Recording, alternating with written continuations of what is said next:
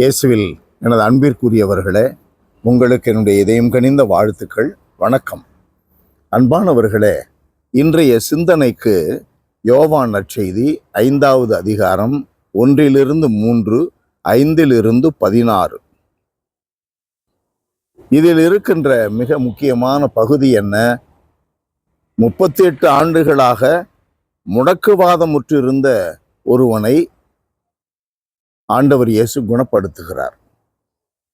ஆண்டவர் இயேசு அந்த முடக்குவாதமுற்று யாருடைய உதவியுமின்றி அனாதையாக கிடந்த அவனை தேடி சென்று, நீ நலம் பெற விரும்புகிறாயா என்று கேட்கிறார். இந்த வார்த்தை எதை நமக்கு வெளிப்படுத்துகிறது? கடவுள் நம்மேல் கொண்டிருக்கிற அன்பு, அளவிடற்கரிய அன்பு, வசந்தம் போல, வலிய வந்த வசந்தம் போல தேடி வருகிற அன்பு. பாவியாக இருக்கிற மனிதனை ஆண்டவர் தேடி வந்து, நான் பாவிகளையே தேடி வந்தேன் என்று சொல்லுகிறார். பாவிகளுக்காகவே வந்தேன் என்று சொல்லுகிறார். அப்படி முடக்குவாதமுற்ற மகனை ஆண்டவர் தேடி வந்து அவனுக்கு குணமளிக்கிறார். அதன் பிறகு அவன் சென்று விடுகிறான். குணப்படுத்தியது இயேசுதான் என்று தெரியவில்லை. மறுபடியும் இயேசு அவனை சந்தித்து, மெசியாவை நம்புகிறாயா என்று கேட்க, எனக்கு யார் என்று தெரியவில்லையே, உன்னோடு பேசுகிறவர் தான் மெசியா என்று சொன்ன பொழுது, ஆண்டவரே நம்புகிறேன் என்று அவன் பணிந்து கிடக்கிறான். அப்பொழுது ஆண்டவர் சொல்லுகிற வார்த்தை முக்கியம். என்ன சொல்லுகிறார்? இதைவிட கேடானது எதுவும் உன்னை தாக்காதபடி நம்பிக்கையோடு இரு, பாவம் செய்யாதே. அன்பானவர்களே, ஒரு விதத்திலே நாம் செய்கின்ற குற்றங்கள், நாம் செய்கின்ற தவறுகள் நம்முடைய நோய்க்கு காரணம். நம்முடைய உடல் நோய்க்கு, மனநோய்க்கு, வாழ்க்கை சூழ்நிலையில் இருக்கின்ற ஆரோக்கியமற்ற நிலைகளுக்கு காரணம் நாம் செய்கின்ற பாவங்கள். ஒருவேளை என்னுடைய பெரியவர்கள், முன்னோர்கள் செய்த பாவங்கள் இன்று நம்மை தாக்குகிறது. நாம் செய்கிற குற்றங்கள், செய்கின்ற நம்முடைய பாவங்கள் அடுத்த தலைமுறையினரை பாதிக்கிறது, தாக்குகிறது. இதைவிட கேடானது எதுவும் நிகழாதபடி பாவம் செய்யாதே, போ என்று சொல்லுகிறார். எவ்வளவு எச்சரிக்கையோடு நாம் நடக்க வேண்டி உள்ளது. ஒன்றை நாம் கவனிக்க வேண்டும். நாம் தவறு செய்தால் அது நம்மை பாதிப்பது மட்டுமல்ல, அடுத்த தலைமுறையை பாதிக்கிறது, சூழ்நிலைகளை பாதிக்கிறது. அப்படின்னா கடவுள் பயத்தோட வாழணும்.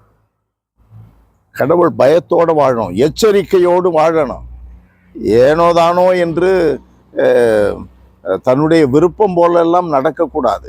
தற்குறி என்று சொல்லுகிறார்களே, முட்டாள்தனமா நம்ம பாட்டுக்கு போகக்கூடாது. நம்முடைய வாழ்க்கையில எப்பொழுதும் எச்சரிக்கையோடு, நாம் நடக்கின்ற பாதை சரியானதா, வலப்பக்கமோ இடப்பக்கமோ திரும்பாதே, இதுதான் பாதை என்று பின்னால் இருந்து கடவுளுடைய குரல் ஒலி கேட்டுக்கொண்டே இருக்கிறதே, ஏன் நாம் அதற்கு கவனம் செலுத்துவதில்லை? ஏன் கவனம் செலுத்தினால் நாம் எச்சரிக்கையோடு நடந்து போகிறோம். எச்சரிக்கையோடு நம்முடைய பாதையிலே உறுதியாக இருக்கிறோம்.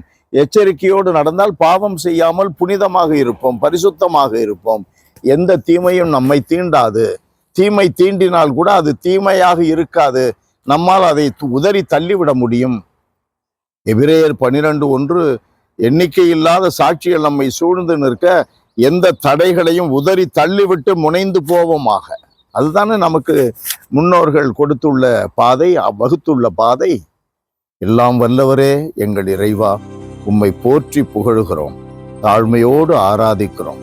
ஆண்டவரே, உமக்கு நன்றி செலுத்துகிறோம். எங்களுடைய வாழ்க்கை பாதையில் எவ்வளவு தடைகள் வந்தாலும் தடைகளை உடைக்கிறவர் நீர். முன்னே செல்லுகிறீர். உம்மை பார்த்து கொண்டே, உம்முடைய காலடிகளை பார்த்து கொண்டே, அதே அச்சிலே, அதே காலடிகளிலே நாங்களும் எங்களுடைய கால்களை வைத்து நடக்க கற்றுத்தாரும் ஆண்டவரே.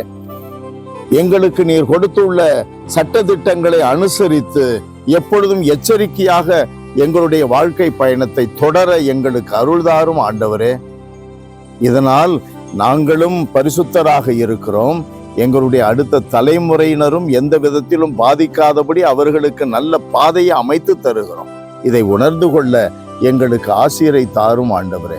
இயேசுவின் நாமத்தில் ஜெபிக்கிறோம் பிதாவே, ஆமென். ஆமென்.